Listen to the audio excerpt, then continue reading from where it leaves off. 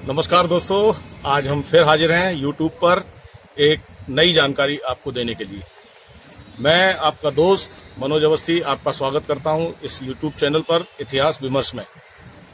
मित्रों, हम Gwalior railway station पर खड़े हैं और यहां से हम आज आपको ले चलेंगे शनिचरा मंदिर। शनिचरा मंदिर का एक अपना इतिहास है, एक अपना वैभव है। पौराणिक काल से इसके बारे में जानकारी मिलती है।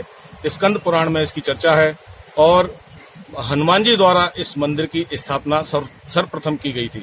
तो आइए चलते हैं रास्ते का आनंद लेते हुए ग्वालियर रेलवे स्टेशन से दूर लगभग 35 किलोमीटर दूर शनिचरा मंदिर पर।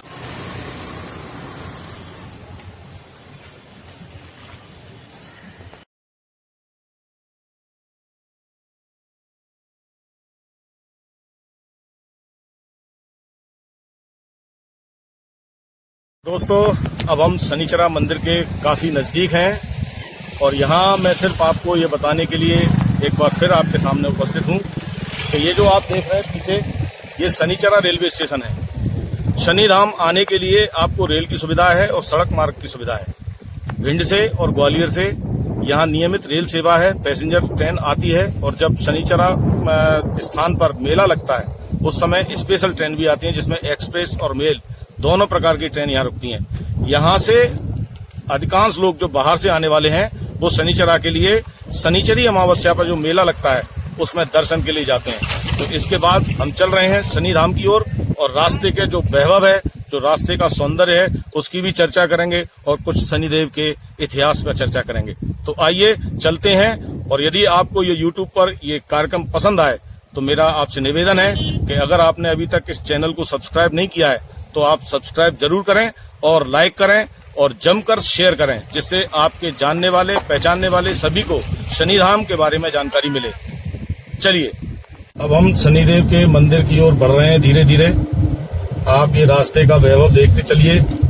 बहुत रमणीक स्थल है, खासतौर पर इन दिनों में ये बहुत अच्छा स्थान है। अगर आप अपने दोस्तों के साथ, अपनी फैमिली के साथ पिकनिक के लिए भी आना चाहते हैं तो ये बहुत अच्छा एक स्थान है। मैं आपको एक जानकारी और बता दूं, शनिदेव के मंदिर के नजदीक ही पड़ावली और बेतावली नामक स्थान है जो ऐतिहासिक महत्व के हैं। तो जब आप टूर बनाएं तो ऐसा बनाएं जिससे एक दिन में आप इन सारे स्थानों का दर्शन लाभ ले सकें। मित्रों, शनिदेव के जन्म के संबंध में स्कंद पुराण में जानकारी मिलती है। इसके अनुसार राजा दक्ष की जो पुत्री थी संज्ञा, उनका विवाह सूर्यदेव से हुआ था। सूर्यदेव के 3 संतानें संज्ञा से हुई। पहली थी वैवस्वत मनु, दूसरे धर्मराज यम और तीसरे यमी अर्थात यमुना। तो इस प्रकार से 3 संतानें संज्ञा के हुई। लेकिन संज्ञा को सूर्य की तपिश बड़ी परेशान करती थी। उस गर्मी से बचने के लिए उन्होंने उपाय जब खोजा तो ज्ञात हुआ कि अगर आप शिव जी की पूजा करें, उनकी आराधना लगातार करें तो आपको सूर्य की तपिश से निजात मिल सकती है। ऐसे में उन्होंने अपना एक छाया, जिसको हम क्लोन कह सकते हैं, आज हम बात कर रहे हैं आधुनिक समय की। आधुनिक समय में हम क्लोन के बारे में सुनते हैं कि वैज्ञानिकों ने निर्माण किया है, जैसा मनुष्य वैसे ही मनुष्य बन सकता है, जो जानवर है उसी की डुप्लीकेट कॉपी बन सकती है। इसकी चर्चा स्कंद पुराण में मिलती है कि संज्ञा ने अपनी छाया को एक स्वरूप प्रदान किया और शनिदेव की सेवा में और अपने 3 पुत्र पुत्रियों की सेवा में उसको छोड़कर वो तपस्या पर निकल गईं। सूर्यदेव को इसके बारे में कोई जानकारी नहीं थी, इसलिए सूर्यदेव यही समझते रहे कि संज्ञा देवी हैं और आगे उनसे संज्ञा देवी की जो छाया थी उनसे सूर्यदेव को 2 संतानें हुई, जिनमें से एक थे शनि और दूसरी उनकी बहन भद्रा। जब शनिदेव के जन्म के बारे में सूर्यदेव को वास्तविकता का पता चला तो वो काफी क्रोधित हुए और उन्होंने उनका तिरस्कार किया। परिणाम स्वरूप सूर्यदेव पर जैसे ही शनि की छाया पड़ी तो सूर्यदेव का जो तेज था वो निस्तेज हो गए। बाद में उन्होंने क्षमा याचना करते हुए अपनी गलती को स्वीकार किया और सूर्यदेव पुनः तेजस्वी हो गए। तो ये एक कहानी शनिदेव के संदर्भ में स्कंद पुराण में मिलती है। इस तरह सूर्यदेव और शनिदेव दोनों की कभी पटी नहीं, दोनों में वैचारिक मतभेद रहा, सैद्धांतिक मतभेद रहा और सूर्य शनि से बिल्कुल दूर हो रहे। शनिदेव भी एक अलग स्थान पर अपना रहने की व्यवस्था करके रहने लगे। उनकी मां छाया देवी उनका ध्यान रखती थी। तो इस प्रकार से शनिदेव का जन्म हुआ। शिवजी ने, इनको शिवांश भी कहते हैं, भगवान शंकर ने इनका जन्म का कारण बताया। उसके पीछे उद्देश्य ये था कि धरती पर न्याय की व्यवस्था के लिए एक ऐसा देव होना चाहिए जो सबका न्याय करे। इसलिए शनिदेव की उत्पत्ति हुई। तो उनको न्याय के देवता भी कहा जाता है।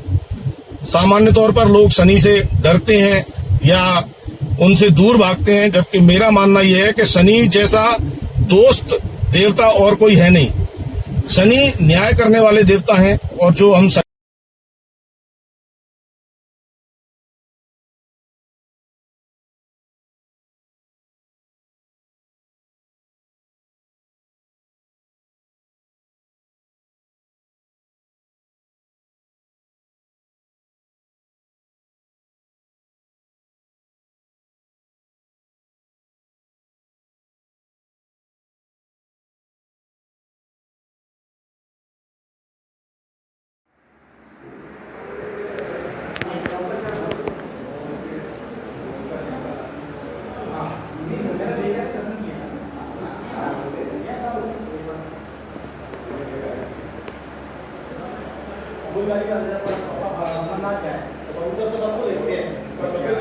दोस्तों, अभी हम शनिदेव के मंदिर पर खड़े हुए हैं। यहाँ के महंत जी इस मंदिर की महिमा के बारे में आपको बतलाएंगे। तो हम बात करते हैं यहाँ के महंत जी से कि वो ये मंदिर की क्या महिमा है वो आपको बताएं। महाराज जी, आपका नाम क्या है? मेरा नाम ब्रजभूषण दास जी है। जी, ब्रजभूषण दास हूँ। और जैसे मान लो कोई मेरी ये 7वीं पीढ़ी जा रही है, पीढ़ी दर पीढ़ी को जा रही है जी। और ये लंका से आई हुई मूर्ति है। जब लंका जलाई गई है जी, उसी समय की त्रेता युग की मूर्ति है जी। और यहाँ वीर विक्रमादित्य जो राजा थे जी, उनके हाथ की जो प्राण प्रतिष्ठा है बाबा जी, ये जल है। तो जल ये प्राकृतिक ही अपना जो झरना चल रहा है जी। आगे पता नहीं है कहाँ से आ रहा है। नीचे जैसे जमीन में हेड पंप है 300 400 फुट की गहराई में, लेकिन हेड पंपों में पानी नहीं रहता है। यहाँ बाबा की कृपा से जल अपन को 12 मास मिलता है। जी महाराज जी, ये बताइए कि जो भारतवर्ष में जितनी भी मूर्तियां हैं शनिदेव की, सुना है कि वो सारी की सारी जो मूर्तियों का पत्थर है इसी शनि पर्वत से आता है। वो ऐसा है, अब जैसे मान लो जो क्या है कि मेन मूर्ति ये है जी, यहाँ पूरे अपने विश्व भारत में जी, ये एक ही मूर्ति है। जी हाँ। लेकिन इनके नाम से मूर्तियां जो बना ली हैं, जैसे शनि सिंगनापुर में जो अपना मूर्ति है वो यहीं का शिला है। हाँ। मूर्ति नहीं जी, है, हाँ, शिला हाँ, है। शिला है। वो पूना के सेठ आए थे जी, तो वो लेके गए यहाँ से। जी। तो उन्होंने सेवा पूजा की। सेवा पूजा करते करते वो असमर्थ हुए जी। चलने करने से। उन्होंने सोचा कि जैसे मान लो जो बच्चों ने सेवा पूजा की न की तो अपराध होगा, तो उन्होंने लेके वो नदी में विसर्जन कर दी। फिर जैसे मान लो आस्था तो आई जाती है, तो उन्होंने मान लो जो वहाँ सपना दिया, तो वो जो नदी से निकाल के उसको ले गए, वो शनि सिंगनापुर के नाम से जी। वो मूर्ति। अच्छा महाराज जी, ये बताइए जो शनिदेव का जो महत्व है, लोग क्यों यहाँ आते हैं और उसका मूल महत्व क्या है? जैसे क्या होता है कि जैसे जो ग्रह से लोग पीड़ित होते हैं जी, ये धरती के जो न्यायाधीश हैं जी, यहाँ से मान लो जो कोई मान लो वो नहीं चलती है कि जैसे मान लो कोई वो अपने हिसाब से जो कर्मों के दंड के हिसाब से वो दंड देते हैं जी, उसी हिसाब से। यहाँ आने से क्या है कि जो शांति मिल जाती है। जी। यानी शनिदेव जो है वो न्याय के देवता हैं और उनसे डरने की आवश्यकता नहीं है। यदि आपने कुछ गलती नहीं की है तो आपको डरने की आवश्यकता नहीं है। हाँ। और यदि भूलवश कुछ गलती हो भी गई है तो यहाँ आ जाते हैं, उनको क्षमा करते हैं। जैसे मान लो जैसे मान लो कोई गलती हो गई जी, तो जैसे मान लो एक बार तो गलती सबसे होती है और क्षमा हो जाती है। लेकिन अगर जानबूझ के जो गलती पे गलती करते जाएंगे तो उसका जैसे उसी हिसाब से जो शनि महाराज जो दंड देते।